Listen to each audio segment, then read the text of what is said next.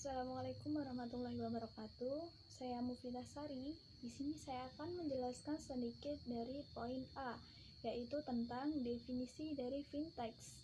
Jadi perlu kita ketahui yang dimaksud dengan fintech adalah suatu jenis perusahaan di bidang jasa keuangan yang digabungkan dengan teknologi. Itu pengertian secara umumnya. Sedangkan pengertian fintech secara syariah merupakan suatu kombinasi dari inovasi yang berada di bidang finansial atau keuangan dan teknologi dalam memudahkan proses transaksi dan investasi, yang mana didasarkan pada dasar-dasar hukum Islam atau hukum syariah. Selanjutnya yaitu terkait fintech ini tergolong masih baru di Indonesia. Namun meski demikian, fintech ini diakui perkembangannya sudah terhitung cukup pesat, di mana fintech syariah hadir sebagai bentuk dari evaluasi terkait sistem fintech yang sudah dan sesuai dengan hukum Islam, serta hadir sebagai suatu sistem yang menciptakan perubahan atau yang berperan untuk mengubah sistem fintech dari konvensional menjadi sistem fintech syariah. Nah, konsep akad yang digunakan dalam fintech syariah ini menggunakan akad mudharabah dan juga menggunakan akad musyarakah, serta menganut konsep yang tentunya keduanya berdasarkan dengan prinsip syariah atau prinsip hukum Islam, yang mana nantinya diharapkan benar-benar berjalan sesuai dengan hukum atau dasar hukum Islam. Nah, demikian teman-teman penjelasan sedikit terkait definisi fintech. Selanjutnya akan dilanjutkan atau dijelaskan oleh rekan saya. Mohon maaf dan terima kasih. Wassalamualaikum warahmatullahi wabarakatuh. Nama saya Ruzanatul Muflihah. Di sini saya akan melanjutkan penjelasan dari Mbak Mufita, yaitu yang B, dasar hukum vintage. Hukumnya mengatur mengenai pembiayaan teknologi keuangan secara konvensional diatur dalam Peraturan Bank Indonesia Nomor 19/12/PBI/2017 tentang penyelenggaraan teknologi finansial. Peraturan Otoritas Jasa Keuangan Republik Indonesia Nomor 13/POJK 2/2018 mengenai inovasi keuangan digital di sektor jasa keuangan. Hukumnya mengatur mengenai pembiayaan teknologi keuangan secara syariah tertuang di dalam Fatwa Dewan Standar Majelis Ulama Indonesia Nomor 117/TSN MUI/2/2018 mengenai layanan pembiayaan berbasis teknologi informasi berdasarkan prinsip syariah. Dewan Standar Nasional Majelis Ulama Indonesia telah mengeluarkan fatwa terkait layanan pembiayaan berbasis teknologi informasi berdasarkan prinsip syariah. Dikeluarkannya fatwa tersebut dengan didukung adanya beberapa ayat Al-Quran, hadis, dan kaidah fikih.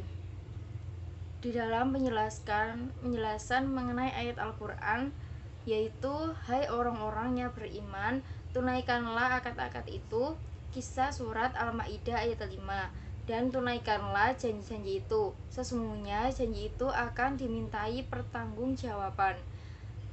Kisah surat Al-Isra ayat 17, dan hai orang-orang yang beriman, janganlah kalian memakan atau mengambil harta orang lain secara batil, kecuali jika berupa perdagangan yang diambil atas sukarela di antara kalian.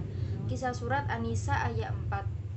Dan hadis Nabi Muhammad SAW, hadis Nabi SAW riwayat Al-Tirmizi dari kakaknya Ammar bin Auf Al-Muzani, dan riwayat Al-Hakim dari kakaknya Kasir bin Abdillah bin Amr bin Aun radhiyallahu an sallallahu alaihi wasallam, penyelesaian perkara melalui musyawarah untuk mufakat. dapat dilakukan di antara kaum muslimin kecuali sulhu yang mengharamkan yang halal dan menghalalkan yang haram, dan kaum muslimin terkait dengan syarat-syarat yang diperlakukan di antara mereka kecuali syarat yang mengharamkan yang halal atau menghalalkan yang haram. Hadis Nabi Muhammad SAW, riwayat Muslim dari Aisyah dan dari Sabit dari Anas, kalian lebih mengetahui urusan dunia kalian. Dan di dalam penjelasan kaidah fikih, yaitu pada dasarnya segala bentuk muamalah diperbolehkan kecuali ada dalil yang mengharamkannya, dan segala doror, yaitu bahaya atau kerugian, harus dihilangkan, dan segala doror harus dicegah sebisa mungkin.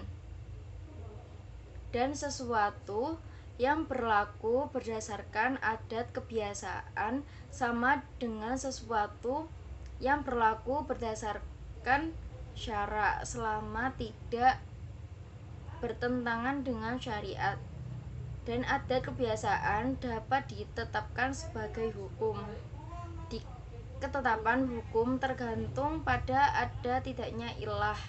Kebijakan pemimpin terhadap rakyat harus mengikuti atau mengacu atau berpihak kepada kemaslahatan masyarakat. Di mana terdapat kemaslahatan, di sana terdapat hukum Allah.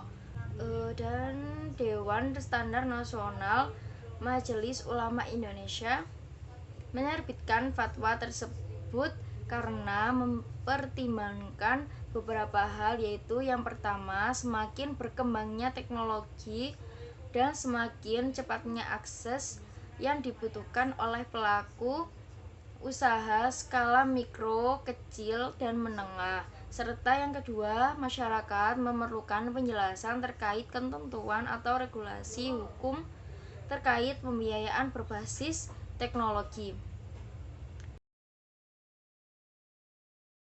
Pinjaman dan peminjam melalui internet. Peer-to-peer lending menyediakan mekanisme kredit dan manajemen risiko. Platform ini membantu pemberi pinjaman dan peminjam memenuhi kebutuhan masing-masing dan menghasilkan penggunaan uang secara efisien. Nantinya, para investor akan mendapatkan bunga dari dana yang dipinjamkan. Contohnya seperti Modalku, Investri, Amarta, dan Coinbox. Yang ketiga ada crowdfunding, merupakan tipe finansial teknologi di mana sebuah konsep atau produk seperti desain, program, konten, dan karya kreatif dipublikasikan secara umum, dan bagi masyarakat yang tertarik dan ingin mendukung konsep atau produk tersebut dapat memberikan dukungan secara finansial. Crowdfunding dapat digunakan untuk mengurangi kebutuhan finansial kewirausahaan dan memprediksi permintaan masyarakat. Crowdfunding sebenarnya bukan hal yang asing karena memiliki kesamaan nilai dengan prinsip gotong royong yang telah secara turun-temurun dilakukan oleh masyarakat di Indonesia. Lalu ada manfaat vintage, seperti keberadaan financial teknologi memberikan pengaruh terhadap gaya hidup masyarakat ekonomi Indonesia. Perpaduan efektivitas dan teknologi memiliki dampak positif bagi masyarakat pada umumnya.